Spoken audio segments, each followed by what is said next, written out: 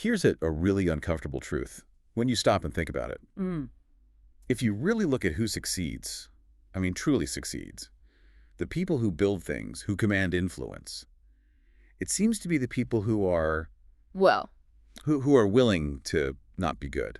it's the central paradox, isn't it? We're raised on this idea that good means lead to good ends, that virtue is, well, that it's supposed to work. Right. It's supposed to be effective. But then you look around, you look at history, and you see this pattern. The most effective people, the ones who really shape things, they often succeed because they're using a kind of a darker ingenuity, a cunning that the rest of us shy away from. And it's not just that they're ruthless. It's that they seem to have this Mm. freedom. They're not bound by the same principles. Exactly. They're free. They can lie if it's efficient. They can threaten, but they can also charm. They can deceive.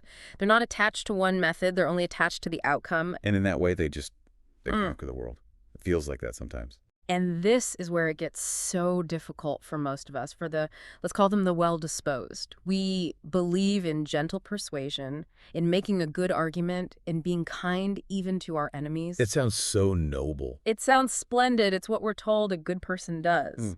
But as Machiavelli pointed out centuries ago, the brutal truth is it just doesn't work very often. You see it everywhere. The nice prince, the statesman who won't get his hands dirty, the merchant who is too trusting. They always come unstuck. Always. And not because they were wrong, morally, but because their strategy was just insufficient for the world they were actually in. That's the tragedy of it. The gentle soul is so often just trampled, humiliated. Their good intentions become this massive liability, and unless there's some kind of divine intervention, Which doesn't happen much in boardrooms. or in politics, from a purely practical standpoint, they become one of history's great losers. They don't survive the game. So, if that's our starting point, that being good isn't the same as being effective, what does that mean for someone who actually cares about integrity? Are we just supposed to stand by and watch? I don't think so. I think this is where the conversation has to turn. This isn't about becoming a tyrant. No. This is about creating a manual for the well-disposed person. Yeah. It's about learning how to borrow the tricks, the psychological tools that the most cynical people have always used. So, not to become them. No, never to become them, but to equip your own virtue with teeth, with a strategy. It's about learning how to be effective, not just good and invisible. Okay, so let's get into this, because the very first wall you hit, if you're a nice person, is your own identity. You can't just decide to be cunning. It feels wrong. The internal resistance is huge, which is why we have to start with the psychological prison we build for ourselves, the one where we value being liked far more than we value being respected. The cost of that is, Yeah. it's almost invisible, but it's enormous. It's immense. Think about all those tiny moments. Someone talks over you in a meeting. A friend cancels on you again. Someone crosses a boundary you thought was obvious. And you think, wow, they're rude. You do. You blame them. But what if, and this is the hard part, what if it's a behavior you've trained them to enact? Trained them. Yeah. That sounds so calculating. It is, but it's also psychologically true. Every time you chase their smile, every time you swallow your annoyance to keep the peace, you're giving them a lesson. And the lesson is? The lesson is, there's no cost for disrespecting me. You can do this, and I will absorb it, because my need for your approval is greater than my need for my own dignity. Wow. When you put it like that, the power dynamic is just staggering. Every small surrender is a transaction. Yeah. You're trading a piece of yourself for a moment of social ease. And they compound. The friend who's always late, the colleague who dumps work on you at 5 p.m. on a Friday, you laugh it off, you say no problem. And what they learn is, great, this is a free resource. I can take as much as I want. Until you're completely drained. Yeah. Until you're empty. And the core mechanism behind it all is that goal. Please like me. When that's your prime directive, you quietly hand over the remote control to your own well-being. They can shut you down with a disappointed look. Or control you with a little bit of guilt. You become a puppet to their moods, their expectations. You're basically a hostage. And people can sense that, can't they? There's a kind of smell of neediness. Oh, absolutely. It's often nonverbal. They know you'll agree even when they're wrong. They know you'll still be there after they've let you down for the 10th time. You become predictable. And predictable is. Predictable is boring. Predictable is low value. In any system of power, predictability is easy to disrespect, easy to ignore. But wait, where's the line between that and just being a kind, forgiving person? We're taught that patience is a virtue. Is that wrong? It's not about the action, it's about the motivation behind it. That's the critical difference. Genuine kindness comes from a place of strength, of self-possession. You choose to be patient because you have the capacity for it. The niceness we're talking about, that's a strategy to avoid rejection. It's born from fear. But people don't respect the fear. No, they respect the self-possession. They respect the person who can say a calm, simple no. Not an angry no. Not an angry no, not a no that comes with a 5-page essay explaining why you wish you could say yes. Just no. Just no, because that single word communicates a profound truth. My own internal promises to myself are more important than your immediate desire. And that quiet authority, that is the foundation of respect. It signals that your yes, when you do give it, actually means something. It's valuable. So if we know this, if we see the trap, how do we actually start to change behavior? That brings us to this idea of the economics of it all, Yeah. scarcity. Exactly. It's basic psychology, really. It applies to everything from gold to relationships. We value what is scarce. We ignore what is abundant. And if your yes is everywhere, It's worth nothing. If your time, your energy, your agreement are always available, always on tap, people treat it like tap water. They just expect it to be there. so the move is to stop chasing these little tokens of approval. The polite nod, the like on a post. Stop chasing the crumbs and start creating clear lines, not with anger, not with drama, but with precision. What does that sound like? In the moment. It's subtle, but it's firm. It's stopping someone and saying, I wasn't finished speaking, and then you just continue your sentence. Without apologizing for it. Never apologize for it, or that doesn't work for me, or I can do Wednesday, I can't do today. You're not asking for permission, you're stating a fact. It creates this little moment of friction. It makes them Like- stop and think. It signals that access to you has a price, and that price is respect. And this leads right to the engine of it all. Consequences. Consequences. Respect only shows up when people learn, truly learn, that your words, your time, your personal space, they all have a non-negotiable value. And that value is shown through action, not through speeches. You absolutely cannot talk your way to respect. Lecturing someone about being late is useless. The consequence is that the next time you leave without them, or the invitation goes to someone else. If you're being interrupted in a meeting, You don't get flustered. You pause. You make eye contact. You say, I'm speaking, and then you finish your point. The consequence is that the interruption didn't work. It was ineffective. People stop doing things that are ineffective. I have to ask though, for someone who's been the people pleaser their whole life, isn't there a risk of overcorrecting? Suddenly becoming this rigid, cold person that alienates everyone. The rebound effect. Yes, it's a huge risk. We'll get into that. But the key at the start is to be emotionally neutral. This isn't about punishment. It's physics. You're just teaching them the rules of gravity in your world. That's a perfect way to put it. People learn very, very quickly when their access to you shrinks. That quiet firmness makes them think twice. It becomes safer, easier for them to just respect the boundary than to test it again. So let's make it really concrete for someone listening. What's the first simplest step you can take this week? Pick one thing, one small boundary that gets crossed all the time. Like work calls after dinner. Perfect. No work calls after 7 p.m. You state it once, calmly. Just so you know, I'm turning off work notifications at 7. Then you have to live it. The phone rings at 7:30. You don't answer. You let it go to voicemail. Maybe you text back, off the clock. We'll respond in the morning. The hard part isn't setting the rule. It's enforcing it without a long, apologetic explanation. And the person who complains?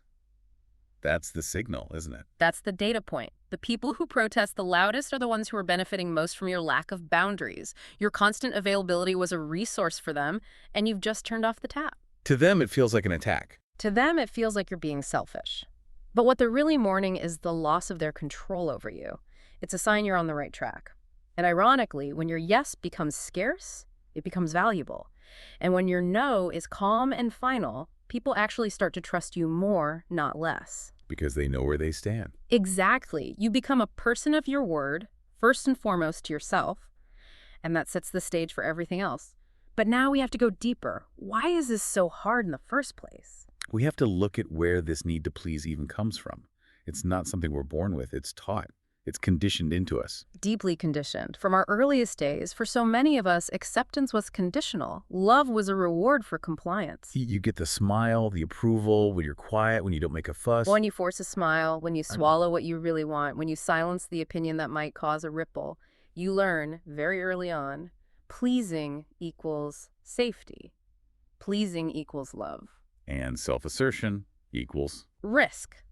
The risk of disapproval, of rejection, maybe even abandonment. It's a very powerful survival mechanism. It's a prison built with what you called poisoned compliments. That's exactly it. Being praised for being so easygoing or so accommodating. You're such a good listener. Right. Right. And what that really means is, thank you for erasing yourself so I can take up all the space. It's a reward system for being small, for being convenient. And the most damaging part of that is you start to feel responsible for everyone else's feelings. Pathological responsibility. You become the emotional caretaker of every room you walk into. You manage their moods, anticipate their needs, smooth over every conflict, even if it hollows you out completely. You end up performing a version of yourself that you think they want to see. You do. And this is where we have to unmask the so-called kindness.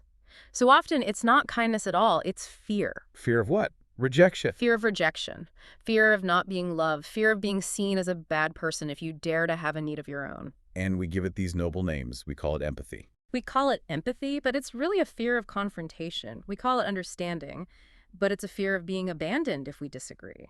That kindness is a mask, a very sophisticated, unconscious strategy to avoid pain. But the mask is suffocating. It suffocates your authenticity, it drains your power, it eats away at your dignity piece by piece, until one day you look in the mirror and you have no idea who is looking back at you because you've spent a lifetime being a reflection of what other people needed you to be. The ultimate loss of self. And breaking free from that feels at first like a betrayal of that good person you were trained to be. It requires you to tolerate a level of discomfort your entire nervous system has been wired to avoid. Which brings us back to the outside world. Because your good intentions, as we said at the start, they just aren't enough to protect you. You have to accept the cold, hard, strategic reality. The world doesn't reward the good, it rewards the effective. And effectiveness is a strategy, not an emotion. And the first rule of that strategy is understanding that people aren't motivated by your goodness. Not at all. They're motivated by their own interests, by their fears, by power dynamics. You could have the purest heart in the world, but if you don't represent a consequence or potential gain to them, your purity is. Well, it's irrelevant to their calculus. There's that brutal quote, everyone sees what you appear to be. But few feel what you really are. That's the whole game right there. People don't react to your intentions. They react to your appearance. They react to your impact. If you appear weak, you will be treated as weak, period. It doesn't matter how strong or kind you feel inside. So this idea of being purely authentic, just showing up as your true, gentle self, that's a trap. It's a beautiful idea that can be incredibly dangerous. It's why the old masters of strategy talked about blending natures. The fox and the lion. You have to be both. You must be the fox to recognize the traps, to see the hidden agendas, to move with a certain cunning. But you also have to be the lion to project strength, to frighten away the wolves, to be an undeniable force. And when the other isn't enough. Not enough. The fox alone gets crushed. The lion alone walks into every trap. You need the lion's strength guided by the fox's mind. But isn't that just manipulation? I mean, it sounds like you're saying we should be deceptive. How do you square that with having integrity? I think we have to redefine what virtue means in a practical sense. It's not about moral purity. It's about a strategic blend of courage, intelligence, boldness, and self-control. So it's the virtue of being effective. Yes.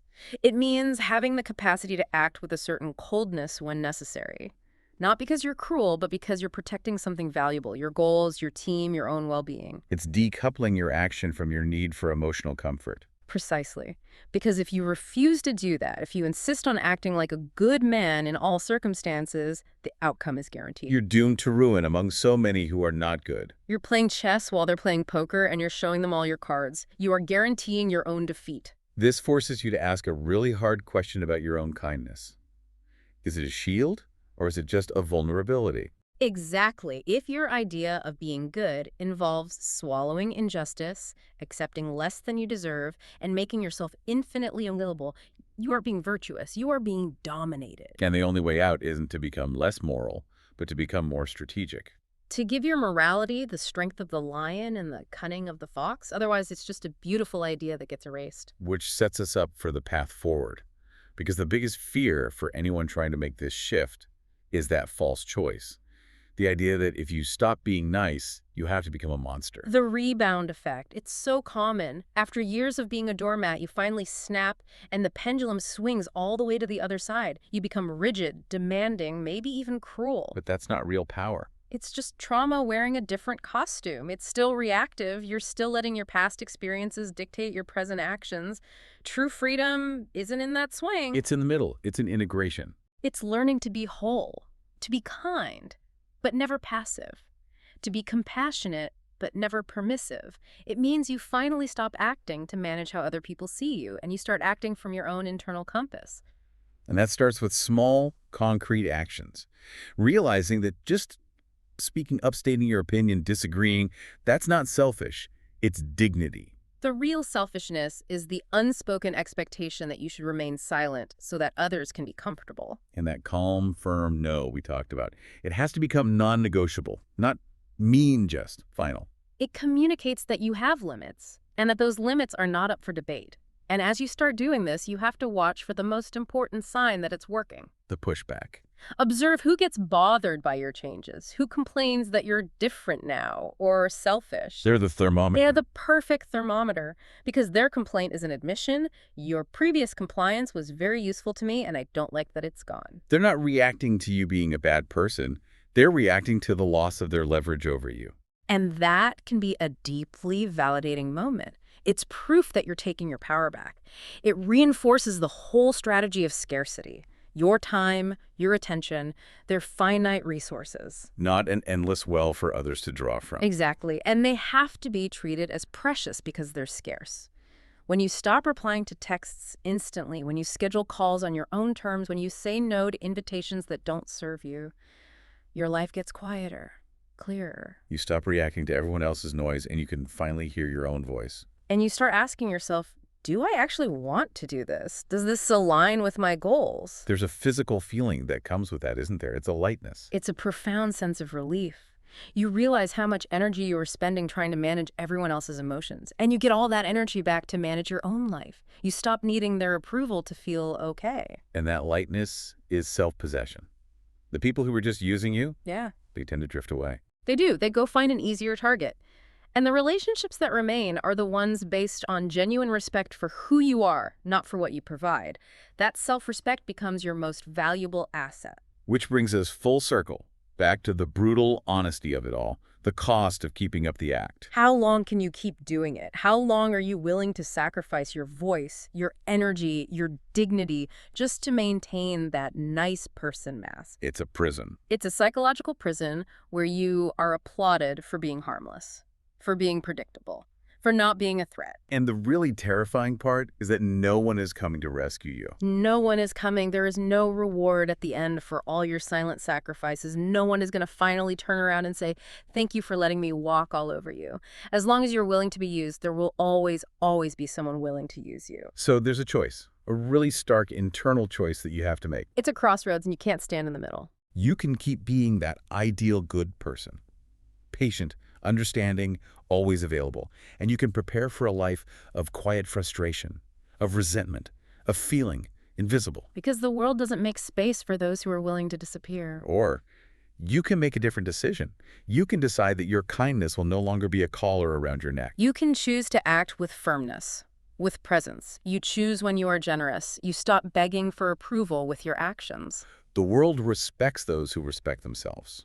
The choice is agonizing because it means letting go of an identity you were taught to believe was a virtue. The tension is right there, in that quiet moment of decision. You have to choose. Do you want to be loved or do you want to be free?